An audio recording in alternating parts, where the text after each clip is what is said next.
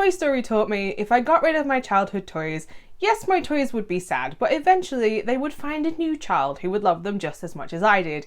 Today's movie has a very different method, and that is, if I give them away, they will come back and try and kill me, which got me thinking because I still have some of my toys, and how likely they are to actually kill me if I gave them away. Sally and Lucy I've had since I was 2 years old. They have very long arms, so would be likely to strangle me to death. Porkbun happens to be an anxiety plush, so he's got lots of beans in his bum, so he is likely to crush me to death. And then there's Big Leonard. I don't think we need to discuss why Big Leonard would be likely to kill me in my sleep. Let's be honest though, I'm not going to give any of mine away. I love them all for sentimental reasons.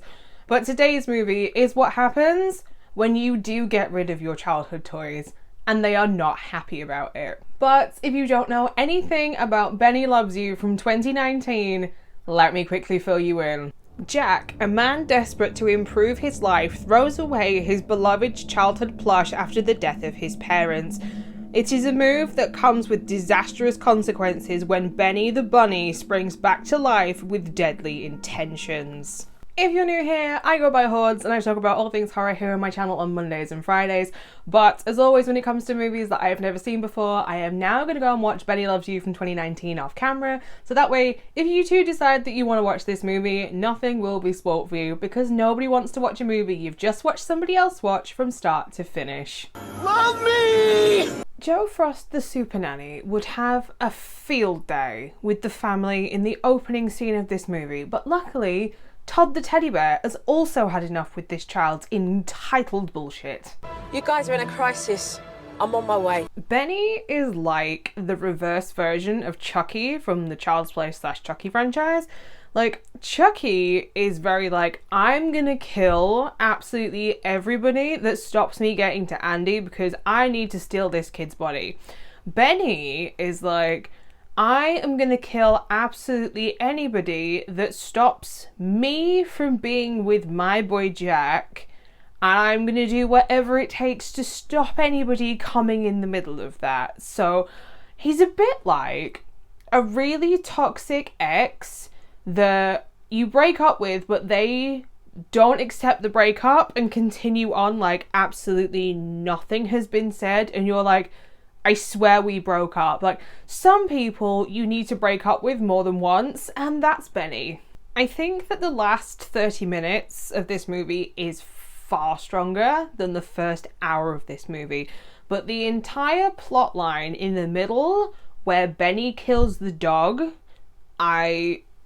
I'm just not here for it. Like, kill as many people as you want in a horror movie, but leave the pets out of it. Like, I don't want to watch somebody kill a dog, and that's exactly what happens in this. So be prepared if you watch this. You're gonna watch a stuffed rabbit / teddy murder a pug, and it's weird. It's weird. The fact that he celebrates after he's done it as well is, no. He's already dead.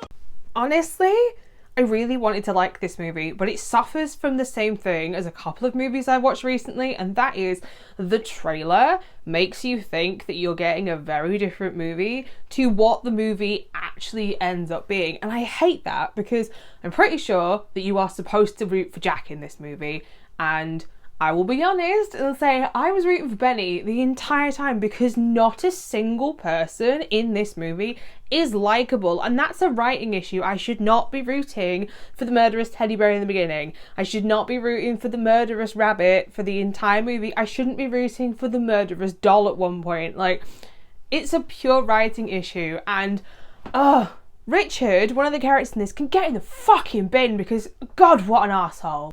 If I didn't know going in that this was like British sarcastic humour, I would question why we were going for child abuse jokes. Like, that's a very questionable decision in anything, let's be honest. If you're making jokes about beating your child, like, be prepared, there's going to be people that take that wrong. But it reminds me a lot of another movie that I've reviewed here on my channel, which is Feed Me from 2022. Even down to the dumb cops that make incredibly questionable decisions and are awful at their jobs and would not be able to spot a serial killer if they were stood in front of them wearing a neon sign that says, "It's me, I did it," while holding the murder weapon. Like, the humour in this just isn't for me, and I hate to say it because it feels forced. Like, they make a joke in this and then they'll repeat that joke again and again and again. They'll hammer it to death, and let's just state the obvious here. If it's not funny the first time, no matter how many times that you force the same joke on me, it's not going to be funny the second, third, fourth time. It really isn't. Hey, give over!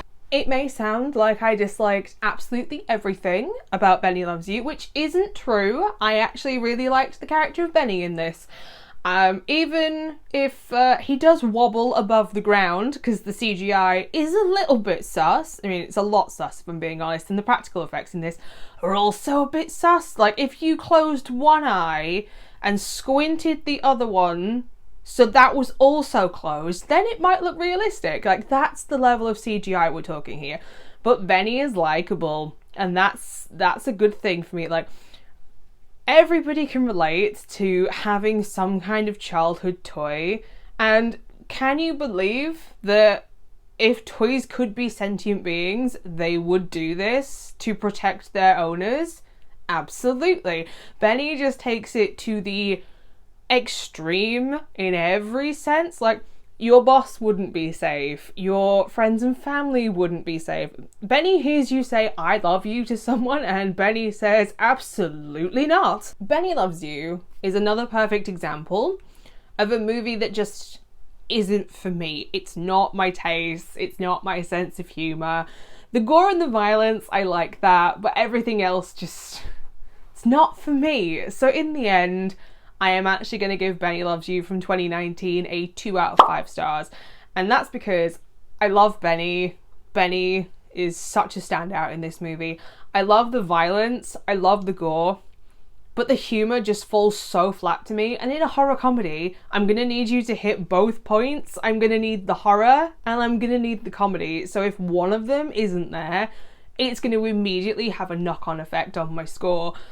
I just wish that the entire movie had felt more like those final 30 minutes, because those last 30 minutes, that was what I was promised in the trailer.